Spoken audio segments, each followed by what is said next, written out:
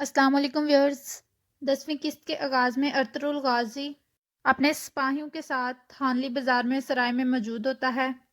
Ertugrul جب آتا ہے تو ایک آدمی ارطغرل کی سونے والی تھیلی پکڑنے کی کوشش کرتا ہے۔ ارطغرل اپنی تلوار سے اسے نیچے گرا لیتا ہے اور وہ آدمی تھیلی واپس کرتا ہے۔ ارطغرل اس کا ہاتھ کاٹ دیتا ہے۔ پھر وہ سیمون کو کہتا ہے کہ تمہیں اتنی خبر نہیں کہ تمہارے سرائے میں اس طرح کے لوگ موجود ہیں۔ سیمون کہتا ہے کبھی ہمارے اپنے ہی ہم پر اس طرح کی حرکت کرتے ہیں۔ تم بھی تو اپنی کلینے میں نہیں بچا سکے چوروں سے۔ آلیار کہتا ہے ہم یہاں پہ سودا کرنے آئے ہیں، لڑائی کرنے نہیں آئے ہیں۔ لیکن میں دیکھتا ہوں کہ تمہارے اندر کے زخم کے نشانات گل رہے ہیں۔ سیمون کہتا ہے میں ارطغرل کو نادانستہ طور پر ناراض نہیں کرنا چاہتا، سب اپنی تلواریں نیچی کر لیں۔ اور ارطغرل کو کہتا ہے تم میری میز پر تشریف لے آؤ، اور ارطغرل بیٹھ جاتا ہے۔ سیمون کہتا ہے اورال مجھے آپ کا اور جاودار قبیلے کا مطالبہ بتا چکے ہیں، میں آپ کے ساتھ شراکت داری کے لیے رضامند ہوں۔ اورال کہتا ہے اگر دونوں فریق راضی ہیں تو میں صرف یہ چاہتا ہوں یہ ہم سب کے لیے مبارک رہے۔ پھر اورال وہاں سے اٹھ کر چلا جاتا ہے۔ سیمون ارطغرل کو کہتا ہے معاف کریں، آپ کے ساتھ اس طرح کا واقعہ پیش آیا میرے سرائے میں اس پر شرمندہ ہوں۔ اور کہتا ہے میں دعا کرتا ہوں ہمارے نئے راستے پر ہمیں رسوا نہ کرے اور بری روحوں سے محفوظ رکھے۔ ارطغرل کہتا ہے آمین۔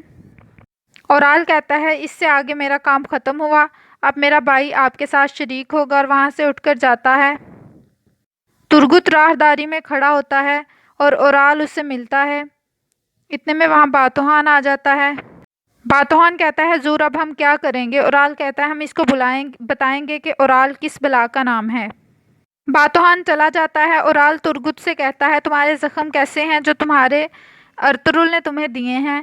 ترگت کہتا ہے میرے زخم ٹھیک ہیں اور ارطغرل اب میرے نہیں رہے ہیں، اب وہ آپ کے شراکت دار ہیں اور آپ بھی ان زخموں کے لیے تیار رہیے گا۔ ارطغرل ایک بار کسی پر پنجے گاڑ لے تو پھر وہ دوبارہ اس کو واپس نہیں جانے دیتا۔ اورال کہتا ہے میں تم سے یہ سب کچھ تفصیل سے سنوں گا اور فرصت میں تمہارے پاس بیٹھوں گا۔ ترگت کہتا ہے جی ضرور، اور پھر وہ وہاں سے چلا جاتا ہے۔ دوسری طرف سیمون ارطغرل کو کہتا ہے اس بازار کو بنانے کے لیے میں نے بہت محنت کی، میں نے اپنی بیوی بیٹے اور بہت سے اپنوں کو کھویا ہے، میں ڈاکوؤں کے خلاف کھڑا رہا ڈٹ کر اور ان کے ساتھ پورا مقابلہ کیا۔ ارطغرل کہتا ہے ایسی کوئی جنگ جو میں نے نہیں دیکھی ہو، اور ایسا کوئی قلعہ جو میں نے نہ فتح کیا ہو، اور ایسی کوئی غداری جو میں نے نہ دیکھی ہو، لیکن میں ثابت قدم رہا۔ اس لیے میں چاہتا ہوں کہ بازار میں خواتین کی ذمہ داری میرے سپاہی لیں گے۔ سیمون کہتا ہے اور میں ایسی ذمہ داری نبھا بھی نہیں سکتا۔ اتنے میں وہاں پہ تاجر وینس کا تاجر آ جاتا ہے۔ وہ کہتا ہے ارطغرل صاحب میں دیکھ رہا ہوں آپ دعوتیں تو اڑا رہے ہیں لیکن میرا قرضہ نہیں اتار رہے۔ ارطغرل کہتا ہے میں اپنے قرضے یاد رکھتا ہوں۔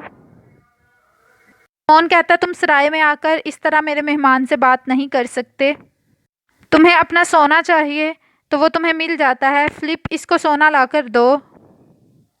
اور پھر وہ کہتا ہے ریکارڈو تمہارا قرض ادا ہو چکا ہے، اب ارطغرل صاحب میرے مقروض ہوں گے۔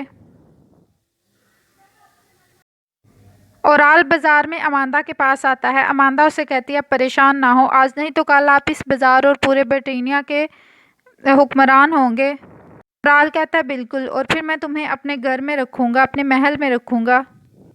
اورال کہتا ہے سب سے بڑی سازش تو میرے اپنے خیمے میں موجود ہے، مجھے اس کو ختم کرنا ہوگا۔ اس کے بعد کہتا ہے کہ تم بہت نفع کماؤ گی، میں تمہیں ایک کام بتاتا ہوں، تمہیں وہ کرنا ہے، آج سے خواتین کاروبار میں کام کرنا شروع ہو جائیں گی ہانلی بازار کے اندر، اس کے بارے میں کسی کو بھی نہیں پتہ چلنا چاہیے۔ اماندا کہتی ہے مجھے اس سے کیا حاصل ہوگا؟ اورال اسے ایک سونے کے سکوں کی گٹھلی اسے دیتا ہے اور اسے کہتا ہے یہ اپنے پاس رکھو۔ دوسری طرف سرائے میں ترگت ایک ٹیبل پر آ کر بیٹھتا ہے۔ ارطغرل اسے کہتا ہے سپہ سالار ترگت میں دیکھتا ہوں کہ تمہارے زخم ٹھیک ہو گئے ہیں اور اب تمہیں قبیلے واپس چلنا چاہیے۔ ترگت کہتا ہے میں قبیلے واپس نہیں آؤں گا، جو میرے دوست تھے انہوں نے میری مشکل وقت میں میری مدد کی، اور جو لوگ مجھے زخم پہنچانے والے تھے انہوں نے مجھے اکیلا چھوڑ دیا۔ میں تب تک قبیلے واپس نہیں جاؤں گا جب تک میں اپنا بدلہ نہیں لے لیتا، مجھ پر سانس بھی حرام ہے۔ ایک ہمارا ارطغرل ہوا کرتا تھا جو بدلہ لینے کے لیے اتنا بےتاب ہوا کرتا تھا، لیکن اب وہ میرا کوئی سردار نہیں رہا، میں قبیلے واپس نہیں جاؤں گا۔ ارطغرل کہتا ہے ہر چیز کا ایک وقت ہوتا ہے ترگت، یاد رکھو کہ ہمارے شہیدوں کا خون ضائع نہیں جائے گا۔ اور پھر وہ ترگت کو وہاں ہی چھوڑ کر وہاں سے واپس چلے جاتے ہیں۔ سرائے کے باہر ارطغرل اور اس کے ساتھ آلیار باتیں کر رہے ہوتے ہیں۔ آلیار کہتا ہے سیمون کبھی کسی کے لیے اتنا کچھ نہیں کرتا، اس نے آپ کے لیے سونا دیا ہے۔ ارطغرل کہتا ہے اس کے پیچھے ضرور اس کا کوئی مطلب ہوگا۔ آلیار کہتا ہے میرے بابا آپ کی صحیح عزت کرتے ہیں، اور پھر وہ وہاں سے واپس چلے جاتے ہیں۔ پھر ایک آدمی ارطغرل کے پاس آتا ہے، وہ کہتا ہے میں تاجر حسن ہوں، مجھے آپ کے قبیلے سے کچھ چاہیے۔ ارطغرل کہتا ہے ٹھیک ہے، تم ہمارے قبیلے آ جانا۔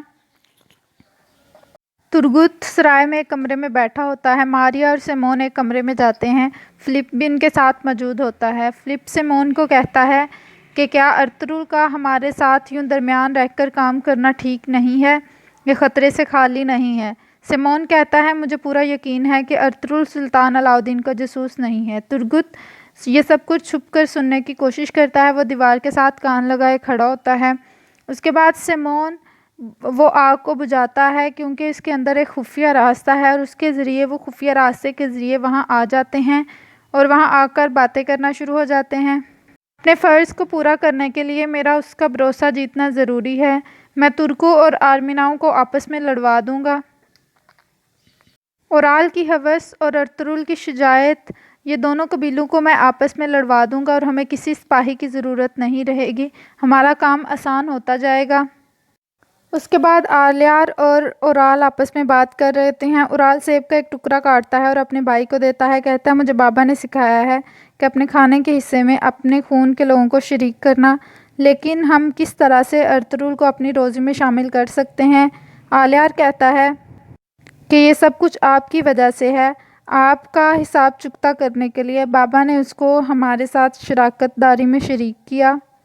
ارطغرل کو کسی نہ کسی دن یقین ہو جائے گا کہ اس کے سپاہیوں کو آپ نے قتل کیا ہے۔ آپ اب کوئی بھی بے وقوفی کی بات مت کرنا۔ اورال کہتا ہے کتنی شرم کی بات ہے، اس سب کے لیے ہم نے تمہیں پڑھانے کے لیے بھیجا تھا۔ ارطغرل ہمارے سروں پر ناچے گا، وہ ہماری ساری زمینیں لے لے گا اور ہم اس کا منہ دیکھتے رہ جائیں گے۔ آلیار کہتا ہے ہمیں انصاف اور اتحاد کو قائم رکھنا ہے، اس کے علاوہ ہمیں کچھ اور نہیں چاہیے۔ دوسری طرف کائی قبیلے کا منظر شروع ہوتا ہے۔ ارطغرل آرتک صاحب حلیمہ خاتون اور حائمہ خاتون کے ساتھ بیٹھا ہوتا ہے، دندار بھی وہاں موجود ہوتا ہے۔ حائمہ خاتون کہتی ہیں مجھے یہ سن کر خوشی ہوئی کہ ہمارے سپاہی ہماری حفاظت کریں گے، اس طرح ان کے دل میں ہمارے لیے خوف رہے گا۔ ارطغرل کہتا ہے اگر دشمنوں کے دل میں ہمارے لیے خوف آ جائے تو بہت سی جنگیں ہم بغیر لڑے ہی فتوحات حاصل کر سکتے ہیں۔ آرتک صاحب کہتے ہیں ترگت کا کیا؟ ارطغرل کہتا ہے ترگت ضرور کوئی کھیل کھیل رہا ہے، اس کے علاوہ میں غداری کبھی معاف نہیں کرتا۔ دوسری طرف حانلی بازار کا منظر شروع ہوتا ہے۔ ترگت ماریا کو کہتا ہے کہ تم نے میری بہت زیادہ خیال رکھا، لیکن اب میں یہاں نہیں رک سکتا، مجھے جانا ہے۔ ماریا کہتی ہے تم کہاں جاؤ گے؟ ترگت کہتا ہے میں اپنے سپاہیوں کا بدلہ لوں گا، میں ایک سپاہی ہوں، میں یہاں قید ہو کر نہیں رہ سکتا۔ ماریا کہتی ہے میں نے بھائی سے بات کر لی ہے، وہ آپ کو رکھیں گے۔ ترگت کہتا ہے میں یہاں کسی بھی کام کا نہیں ہوں۔ ماریا کہتی ہے کہ ہمیں اپنے محصولات حاصل کرنے کے لیے ڈاکوؤں کی طرف سے بہت نقصان اٹھانا پڑتا ہے، اور تم اس کام کے لیے ان کے ساتھ جا سکتے ہو، پھر ہمارے محصولات کو کوئی بھی نقصان نہیں ہوگا۔ ترگت کہتا ہے ٹھیک ہے، اگر سیمون مجھے رکھنا چاہتا ہے تو میں یہاں پہ رک جاؤں گا، اور پھر وہ خفیہ راستے والے کمرے کی طرف چلی جاتی ہے، اور وہاں پہ وہ آگ بجھا کر وہاں سے راہداری سے نکل کر جاتی ہے۔ ترگت کان لگا کر دیوار سے سب کچھ سن رہا ہوتا ہے، پھر وہ نکلتا ہے باہر اور وہ بھی اسی کمرے میں چلا جاتا ہے۔ یہ دروازے پر ایک پن لگا کے گئی ہوتی ہے تاکہ اگر ترگت باہر آئے تو اس کو پتہ چل جائے۔ ترگت وہ دوبارہ پن وہاں رکھ لیتا ہے اور اس کمرے میں جاتا ہے، اور وہ چھپ چھپا کر اوپر آ جاتا ہے۔